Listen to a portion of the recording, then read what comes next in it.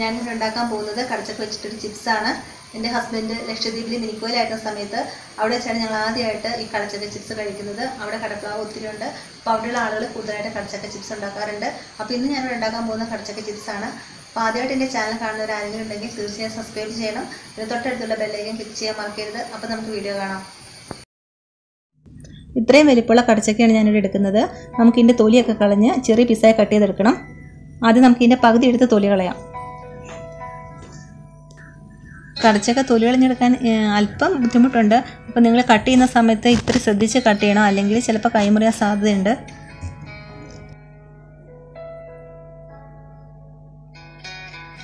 കടച്ചക്ക തൊലി കളഞ്ഞെടുത്തിട്ടുണ്ട്. നമുക്കിനിത് കട്ട് ചെയ്തെടുക്കണം.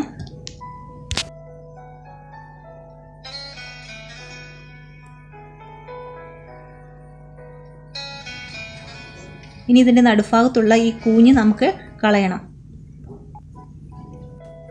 നമുക്കിനി ഗ്രേറ്റർ ഉപയോഗിച്ച് സ്ലൈസ് ചെയ്തെടുക്കാം. മുഴുവൻ പീസ് നമുക്ക് സ്ലൈസ് ചെയ്തെടുക്കണം.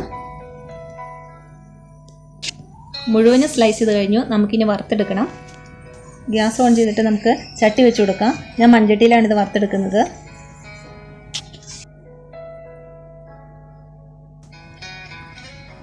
വറുത്തെടുക്കാനായിട്ട് ഞാൻ 1 ഗ്ലാസ് വെളിച്ചെണ്ണയാണ് ഒഴിക്കുന്നത്. എണ്ണ ചൂടായി വന്നിട്ടുണ്ട്. സ്ലൈസ് ചെയ്ത് വെച്ചിരിക്കുന്ന കടച്ചക്ക നമുക്ക് എണ്ണയിലോട്ടിടാം.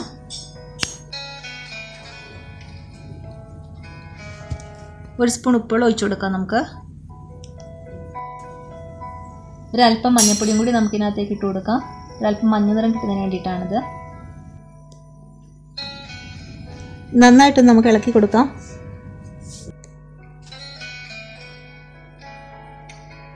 നന്നായി വറന്നു വരാൻ തുടങ്ങിയിട്ടുണ്ട്. നമുക്കിനി വേറെ പാത്രമിട്ട് കോരി മാറ്റി വെക്കാം.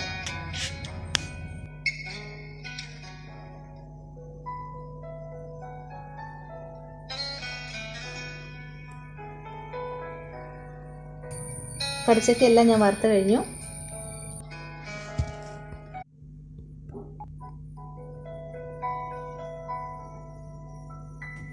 അല്പം കറിവേപ്പിലയും കൂടി ഞാൻ വറുത്തെടുത്തിട്ടുണ്ട്. ഇനി നമുക്ക് സെർവിങ് പാത്രത്തിലോട്ട് മാറ്റാം. കടച്ചക്ക ചിപ്സ് റെഡി ആയിട്ട് വന്നിട്ടുണ്ട്. അപ്പോൾ നിങ്ങളെല്ലാവരും വീട്ടിൽ ഇത് ഉണ്ടാക്കി നോക്കണം. കുട്ടികൾക്കെല്ലാം ഇഷ്ടപ്പെടും. എല്ലാവർക്കും എൻ്റെ കടച്ചക്ക ചിപ്സ് ഇഷ്ടമായെന്ന് വിചാരിക്കുന്നു. ഇഷ്ടമായെങ്കിൽ ലൈക്ക് ചെയ്യുക. ആദ്യമായിട്ട് ചാനൽ കാണുന്ന ആരെങ്കിലും ഉണ്ടെങ്കിൽ തീർച്ചയായും സബ്സ്ക്രൈബ് ചെയ്യണം. പിന്നെ തൊട്ടടുത്തുള്ള ബെല്ലൈക്കൻ ക്ലിക്ക് ചെയ്യാൻ മറക്കരുത്. അപ്പം എന്നെ സപ്പോർട്ട് ചെയ്തുകൊണ്ടിരിക്കുന്ന എല്ലാവർക്കും കൂടി നന്ദി പറയുന്നു. അടുത്തൊരു വീഡിയോയുമായി നമുക്ക് വീണ്ടും കാണാം.